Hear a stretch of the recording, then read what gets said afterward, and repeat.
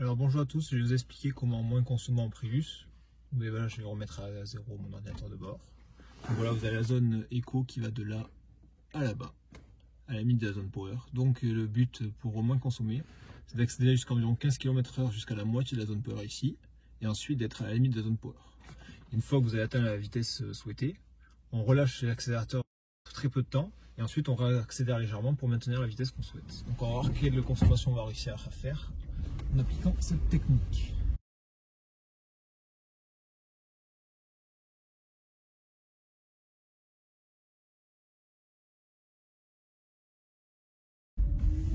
Sachant que j'ai déjà réussi à faire autour des 3 litres.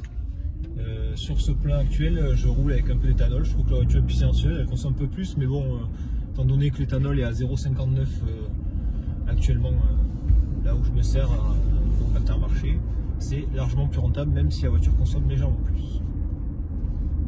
Donc là, elle est environ avec 50-60% de 85 et le reste en E10.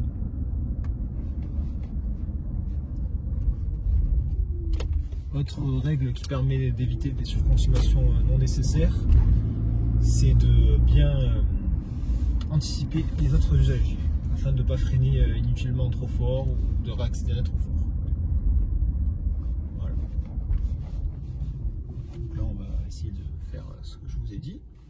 On va accélérer jusqu'à 15 km/h quand le feu passera au vert, environ en électrique. Donc là, la partie basse de la zone éco. Et ensuite, on ira dans la partie à la limite de la zone power pour atteindre la vitesse limitée qui est ici à 50 km/h. La partie charge permet donc de recharger un peu la batterie hybride, hein, dont on a le témoin ici. Et là, c'est la zone charge. Et la zone power, c'est quand vous voulez doubler vite. Ça utilise donc l'énergie du moteur électrique et du moteur thermique pour avoir le maximum de puissance possible. Alors que dans la zone éco haute, c'est plutôt pour optimiser la consommation entre le moteur électrique et thermique. C'est donc le moteur électrique qui vient assister le moteur thermique. Là, on va se lancer jusqu'à la vitesse limitée, donc 50 environ. Hop, on relâche, on remet un coup de gaz léger. Là, on est en dessous de la moitié de la zone éco, donc on est en électrique. Je sais qu'il y a un feu qui va arriver après, comme je ne sais pas comment il est. On va glider, c'est-à-dire qu'on appuie légèrement sur l'accélérateur pour être ni en zone charge ni en zone éco. Donc on consomme rien, on est comme en roue libre. Là c'est vert, je vais réaccélérer. On va essayer de passer au vert, ça serait mieux. Plutôt que de devoir freiner inutilement. Là on est en électrique.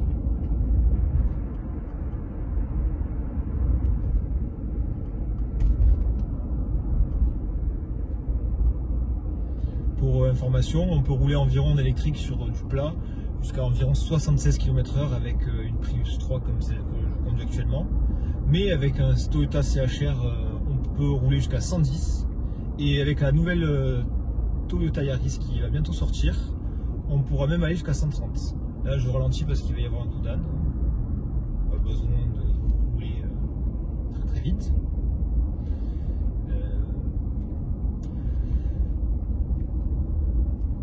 Vous voyez donc que ma batterie a bien pris un petit choc au niveau de sa capacité là, disponible, puisqu'elle a été vachement déchargée par beaucoup de conduite électrique à 50 ici. Mais on est passé à 3,3 litres. Donc là on est à la limite de zone power jusqu'à la vitesse limitée. Bon là c'est 70. Comme j'ai plus beaucoup de batterie, plutôt que de maintenir en électrique, je vais glider, c'est-à-dire que je vais mettre ni en zone charge ni en zone éco, en roue libre quoi. Voilà, donc là il va y avoir un rond-point, donc je vais relâcher uniquement, donc ça charge un petit peu.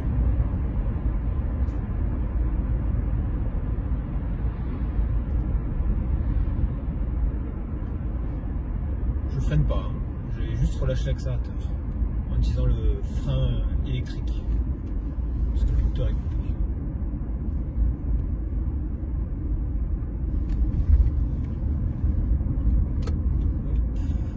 On va se mettre en limite de power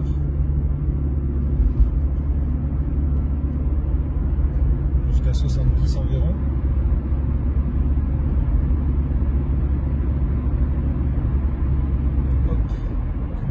batterie, je glide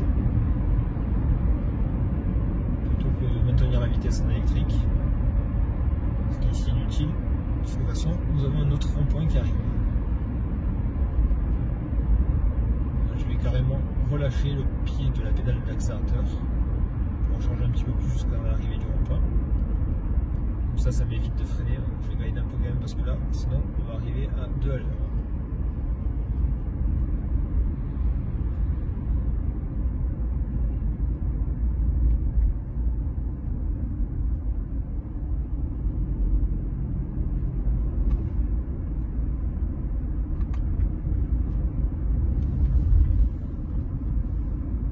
Là, je suis dans le rond-point, je suis en glide. Vous voyez bien qu'il n'y a aucun indice sur la zone de charge. Là, hop, fin de rond-point, limite de zone power jusqu'à 70.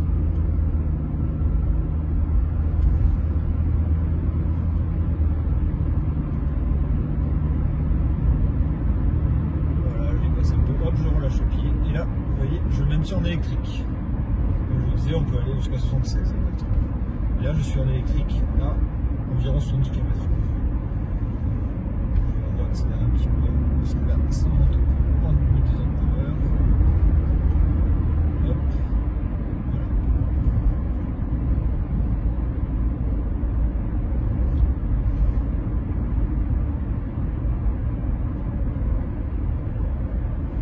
On va accélérer.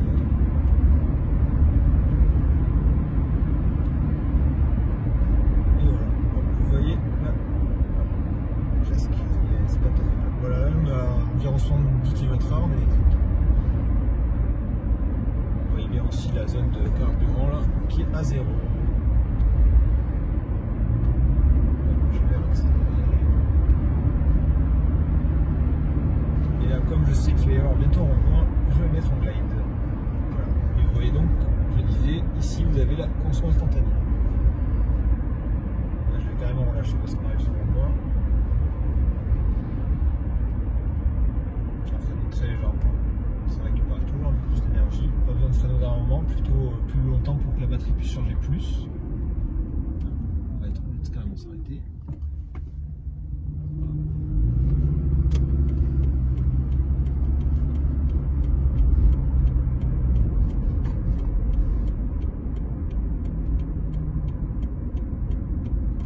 Cette RCZ paraît bien lente, je pense que le monsieur est perdu. Et oui, il fait un tour d'en rond. Alors, on continue en limite de zone power.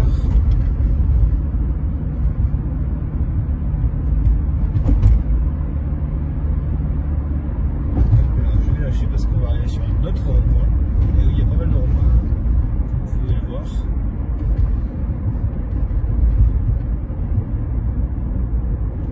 Je vais freiner un petit peu. On va mettre en ligne parce que je pense que la voiture là va tourner au rond-point. Et oui.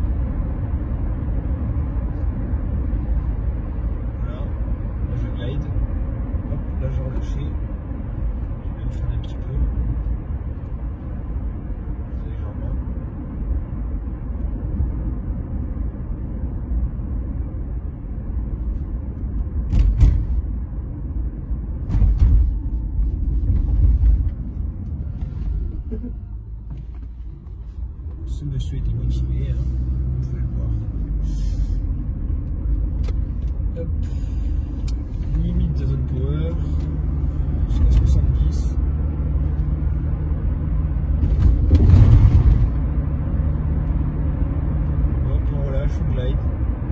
Si on arrive sur un rond-point, je vais me relâcher complètement. Je vais changer un petit peu.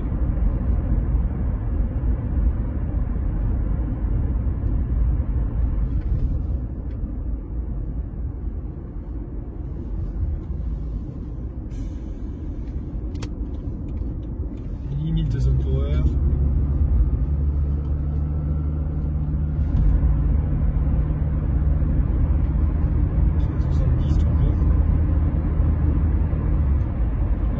En électrique cette fois, parce qu'on peut y un peu loin.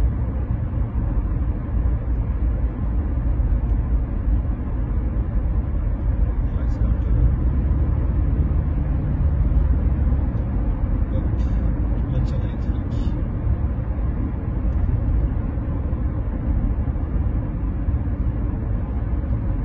Là, je peux commencer à me mettre en glide, parce qu'on approche sur un autre point.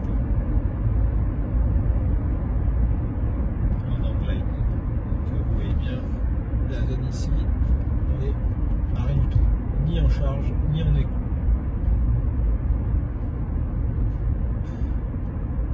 On va faire demi-tour, on va aller sur une zone un peu plus rapide et avec moins de points. On va se trouver à 90, 80-90 sur une bonne zone.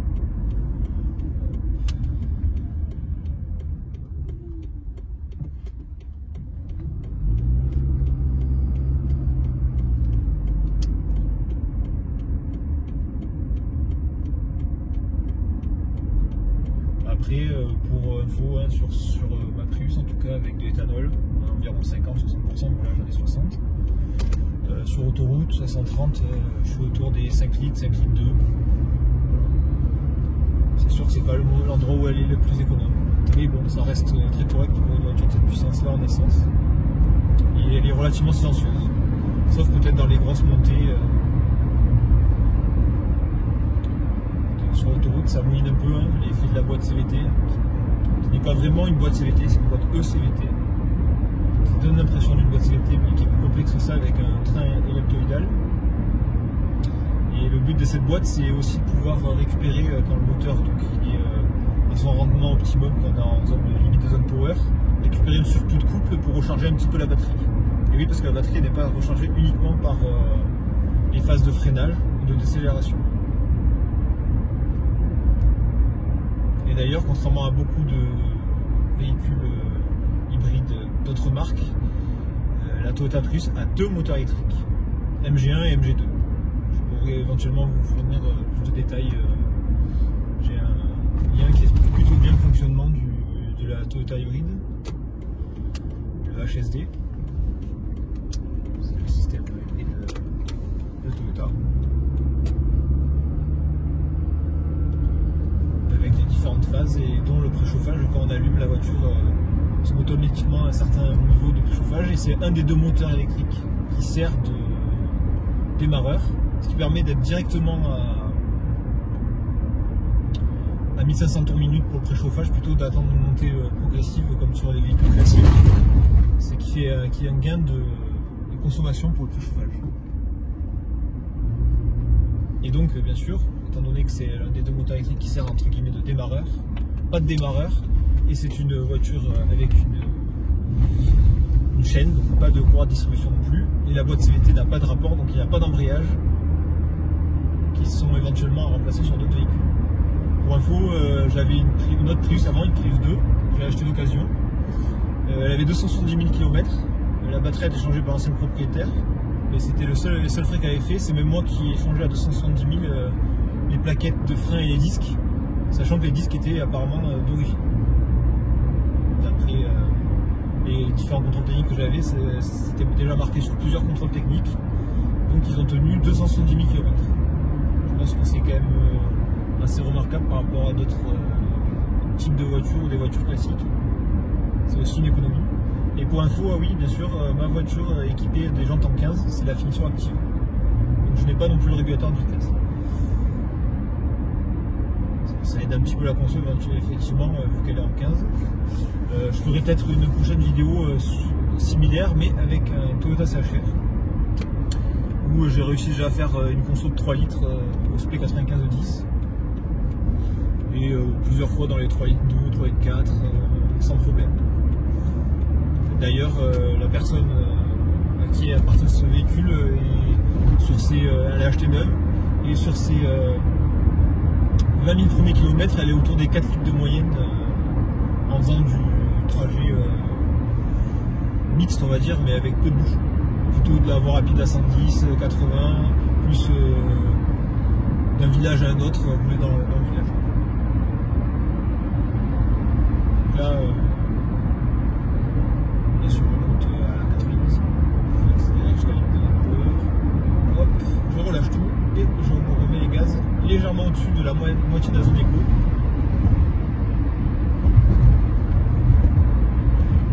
Donc là, on va arriver sur un rond-point, je relâche tout.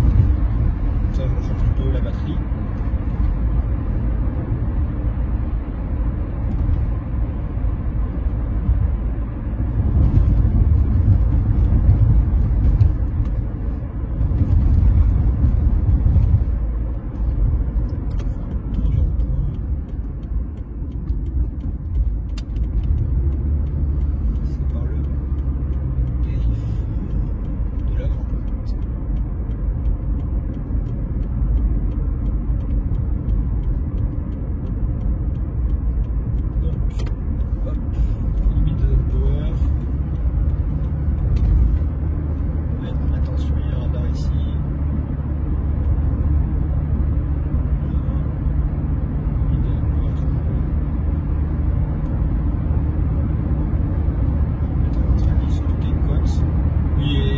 N'essayez pas de tirer, de traîner la patte, essayez d'être à la vitesse limite autorisée.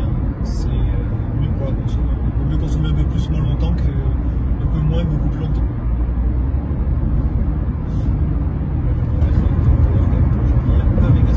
Hop, je relâche tout. Hop, je remets les gaz légèrement. Juste au-dessus de la moitié de la zone.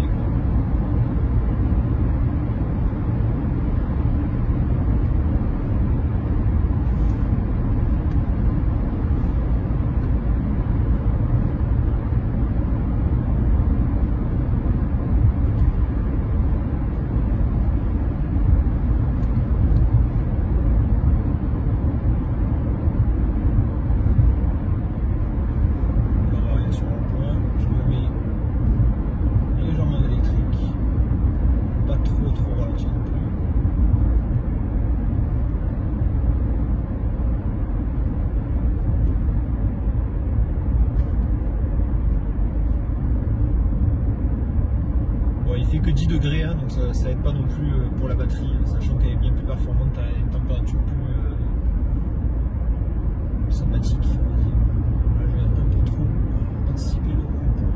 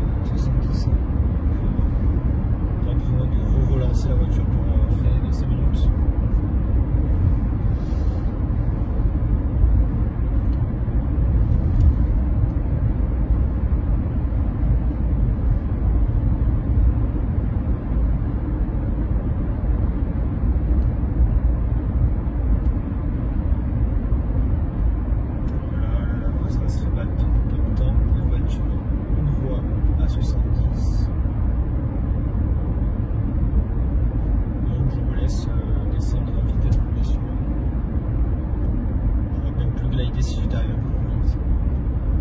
Là, vous voyez, je suis en dessous de la moitié de la zone éco, et pourtant je suis quand même pas en électrique, donc je consomme.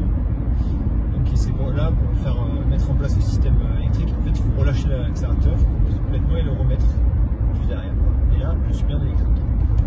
Donc ce qui est important, c'est de bien vouloir accepter de relever le pied en fonction de comment on veut accélérer, ou électrique, en essence.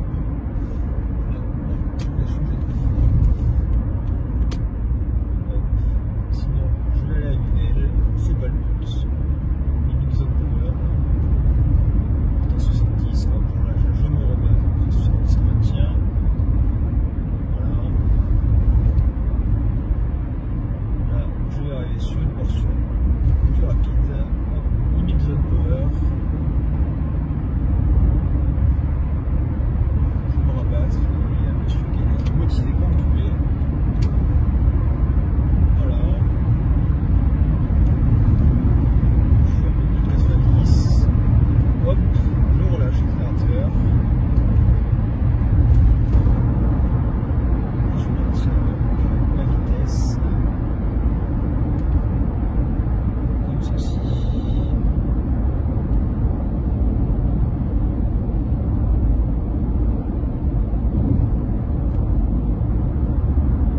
J'ai un peu perdu la vitesse là, je rame, je lance un peu. Hop, je relâche tout. Je glide parce que je vais tourner là, à la grande note.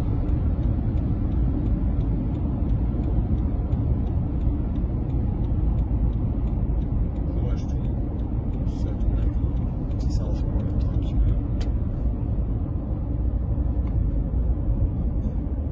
Je vais mettre un petit peu d'électrique. Pas trop non plus. Je vais pas m'arrêter moi.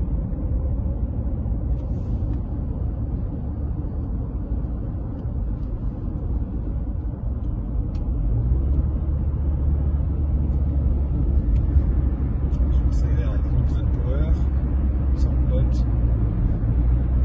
Voilà. Là, je mets à la vitesse 1070, un petit peu plus. Comme ça, hop, je relâche tout et je remaintiens en électrique. Accent très légèrement.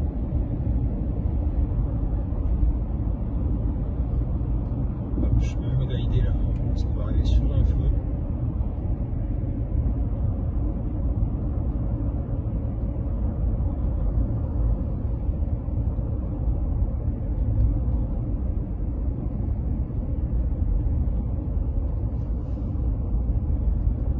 Je relâche tout et je freine progressivement pour récupérer le maximum d'énergie. Parce que notre feu est rouge.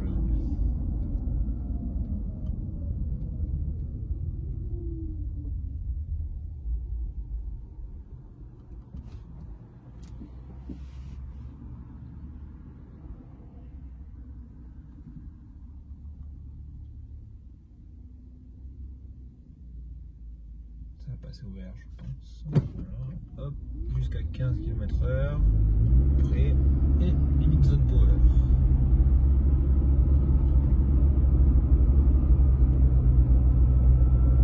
Voilà, à peu près 50. Hop, je relâche. Et maintenant, je vais mettre en électrique.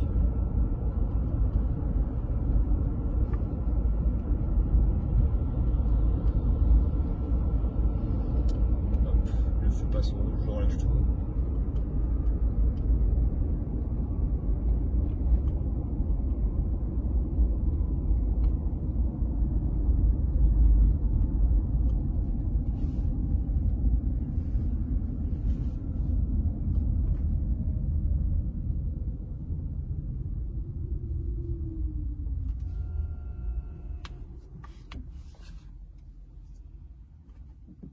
On a déjà fait 21 km.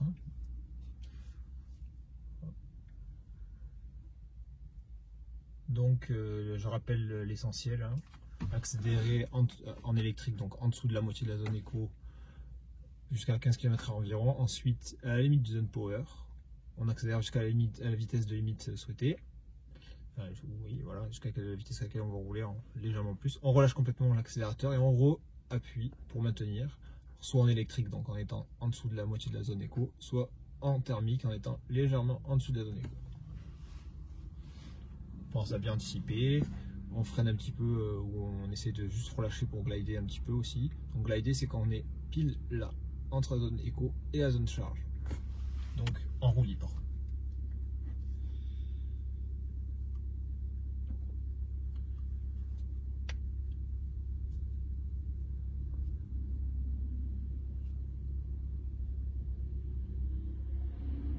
Hop, on accélère jusqu'à 15 km/h en électrique. Hop, limite de zone éco, power, pardon. Jusqu'à la vitesse limitée. Hop, légèrement plus, on relâche. On met légèrement les gaz pour maintenir la vitesse. Voilà.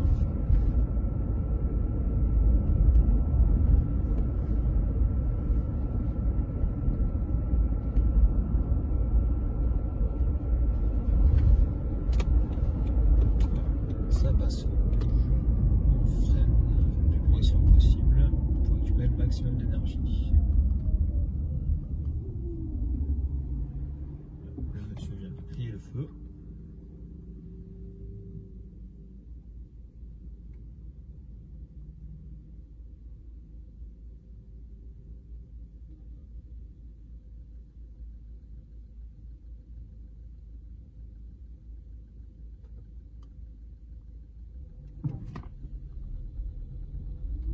Jusqu'à 15 km/h environ en électrique. Hop, limite de zone power ensuite. Quand on peut, hein, parce que quand il y a des moulées comme devant, c'est compliqué. Voilà. Non, je maintiens. Comme je ne sais pas s'il faut être vert, je ne vais pas chercher à réaccélérer. Et j'ai bien raison parce qu'il est rouge. Donc là je relâche. Et l'autre est toujours rouge là-bas, donc je ne vais pas chercher à rouler plus vite.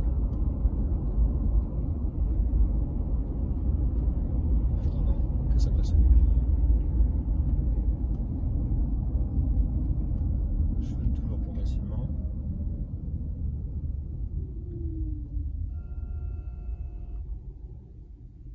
Hop. En électrique. Hop, limite de zone power.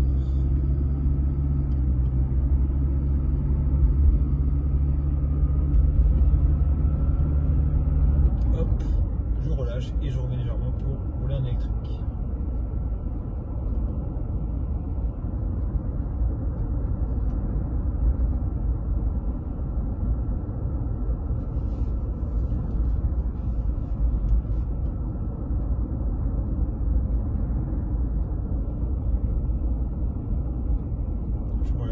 Parce que je sais qu'il y a d'autres qui arrivent.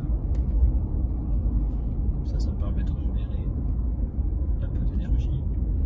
On le voit avec l'indicateur qui est dans la zone charge.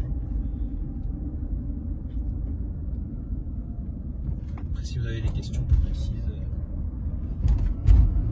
n'hésitez pas à me poser des questions. J'y répondrai avec plaisir. Limite de zone power.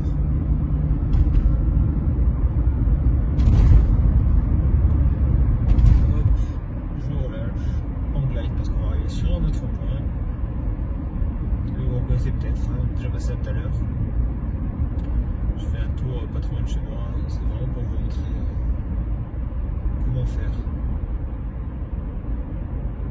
C'est peut-être pas le trajet idéal pour faire la meilleure consommation, et vu le taux d'éthanol que j'ai dans le plein, certainement pas non plus. Mais bon, vous voyez qu'il est tout à fait possible de faire environ les données constructeurs, même avec 70% d'éthanol, 60% plutôt, pardon. Alors que normalement l'éthanol fait surconsommer d'environ 20%. Voilà. J'ai déjà réussi à faire 3,8 litres sur un plein complet sans faire vraiment des conduites avant pour le premier plein quand je n'avais pas encore mis d'éthanol, 3,8. Après là maintenant avec l'éthanol, c'est vrai que je consomme un petit peu plus. Avec 50% d'éthanol, je suis autour des sur le plein complet des 4 litres 2 à 4 litres 6 selon comment je conduis, sans faire vraiment attention. Après, si je suis un parcours où je vais faire vraiment des conduites, je peux aller à 3 litres 4, 3 litres 5, 3 litres 8, 3 litres, c'est déjà arrivé une fois 3 litres. J'ai même fait une fois 2 litres 7. Bon, le moteur était déjà chaud. sur un parcours quand même de environ 30 km. Là, je suis pratiquement plein, j'ai relâché. Le point électrique, d'énergie, pardon. Hop. Là, je suis en line en fait en rond-point. Je ressors du rond-point, j'accélère, limite des zones cover.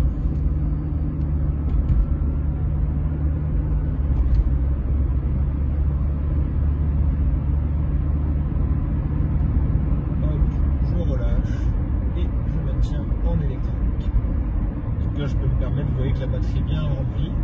Par contre surtout quelque chose à vraiment éviter que j'ai pas encore dit, c'est vrai, c'est de trop utiliser l'électrique et de se retrouver à 2 bars, parce que à environ 2 bars là, le moteur thermique se met en marche pour recharger le moteur électrique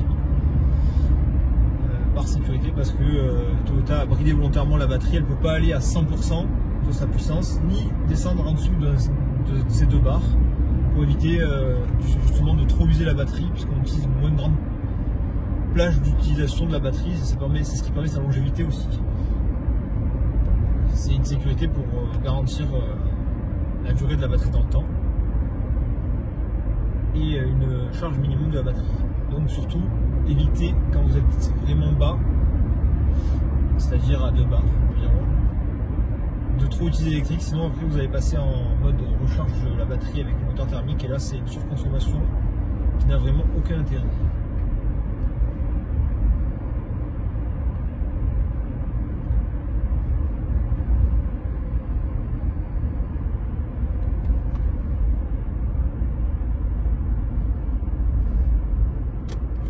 On va faire le tour du rond-point, je vais rentrer chez moi maintenant. Vous voyez qu'au fur et à mesure qu'on roule, la conso diminue, et oui, parce que le moteur n'était pas chaud, hein. Je venais de sortir chez moi quand j'ai commencé la vidéo. Et je vous avoue que j'ai remarqué que une fois le moteur chaud, la voiture est nettement moins consommatrice d'énergie. Après avoir fait un peu d'autoroute en venant de voyage, j'avais conduit pendant 2-3 heures sur l'autoroute, j'ai refait le plein et j'ai remis à zéro du coup ma conso. Et arrivé chez moi, j'étais à une conso très très faible, autour des 3,2 litres, 3,3 litres, sans avoir fait attention, en ayant fait même une accélération un peu forte. Vraiment, une fois que la voiture est chaude, elle consomme encore moins. Déjà que non chaude, elle consomme déjà moins que la plupart des véhicules de sa catégorie avec une puissance similaire.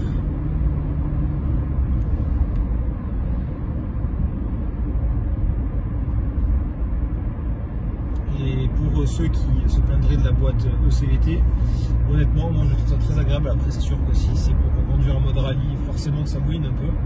Mais bon, c'est aussi cette boîte ECVT qui permet du coup de récupérer sur plus de coups pour recharger la batterie, qui permet cette douceur d'utilisation et qui permet de ne pas avoir d'embrayage aussi, et ni d'un coup de passage de vitesse. Donc ça permet aussi la fiabilisation de la voiture.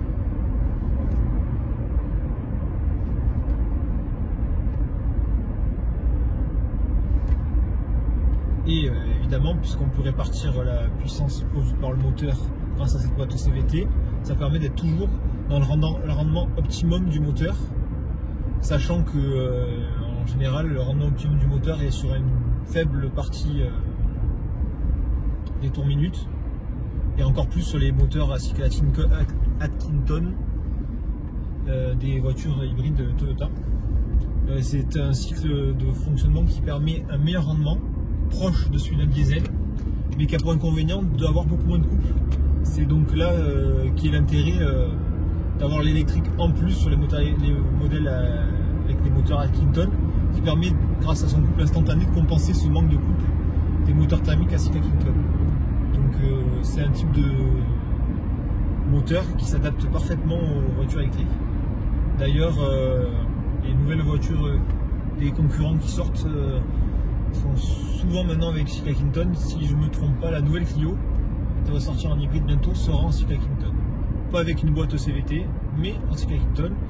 La nouvelle Honda, je crois aussi, la prochaine Honda Jazz devrait sortir avec une boîte CVT, je crois. Je sais pas si elle sera en cycle Atkinson, il faudrait vérifier. Mais bon, au aucune de toutes ces marques n'a l'expérience hybride de Toyota. Hein. Même si Honda en fait depuis longtemps, c'était pas le même type d'hybridation, c'était une hybridation légère, parce que la voiture ne pouvait pas rouler vraiment uniquement avec l'électrique, ni démarrer uniquement avec l'électrique, contrairement à la voiture Toyota. Sur Honda, c'était vraiment une aide au moteur thermique qui était apporté, mais certainement pas quelque chose qui permettait de rouler 100% en électrique pendant très longtemps. Enfin, pendant certains moments, c'était vraiment une assistance. Le moteur était beaucoup moins puissant. Donc c'est une hybridation qui permet des gains de consommation moins importants qu'une hybridation type Toyota. Là, vous voyez, j'ai quasiment plus de batterie, donc là, il vaut mieux éviter de rouler trop en électrique sous peine de déclencher le moteur thermique inutilement pour recharger la batterie. Là, vous pouvez même éventuellement accélérer moins fort pour que la batterie se recharge un peu plus.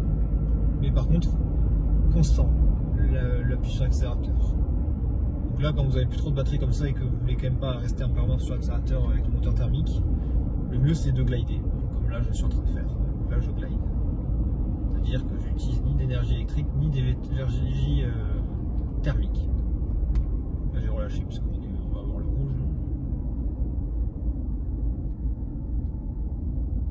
J'ai récupéré déjà un peu de batterie.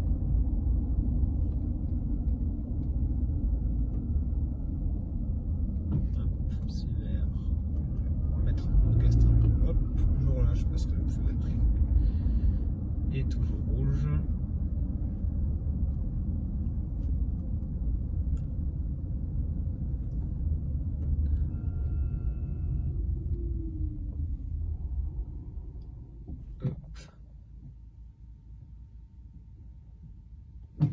Hop, c'est vert.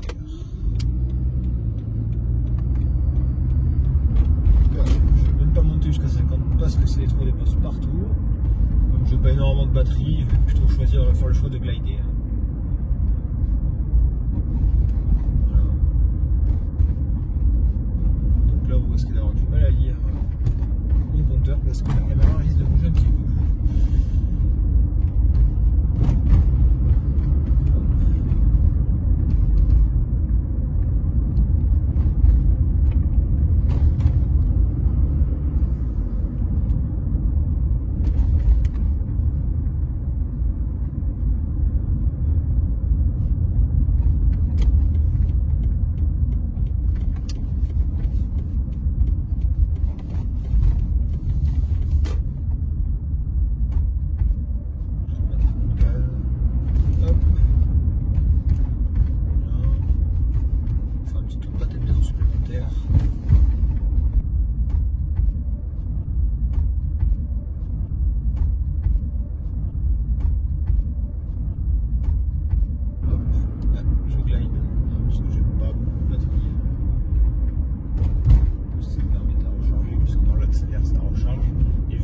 Pas derrière parce que je suis en glide fort progressivement, elle remonte.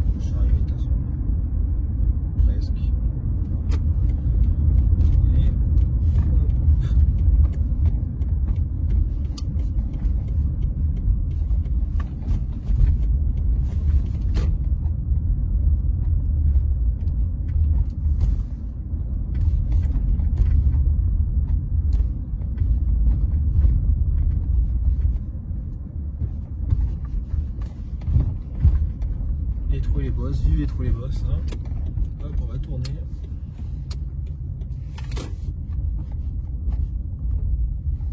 On va se garer. Alors vous allez voir à quel point les bip de recul de la Prius, pour dire qu'on recule, on dirait un camion. C'est assez agaçant. Après, il y en a certains qui le désactivent avec des applis branchées à l'OBD. Alors c'est surtout apparemment scan, je sais plus quelle application, sur Android surtout apparemment. Si vous voulez, je pourrais vous en dire plus, il faut que je retrouve le nom, je ne reviens pas là. Voilà.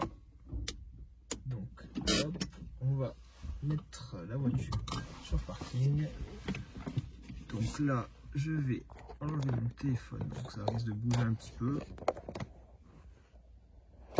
Hop, et vous pouvez voir que nous avons fait 4 litres sur 31 km à 46 km/h de moyenne.